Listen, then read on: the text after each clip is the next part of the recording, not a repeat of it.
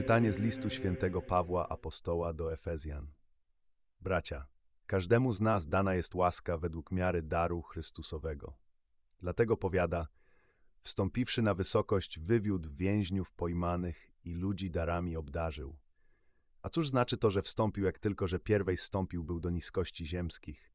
Ten, który zstąpił, jest tym samym, co wstąpił ponad wszystkie nieba, aby napełnił wszystko.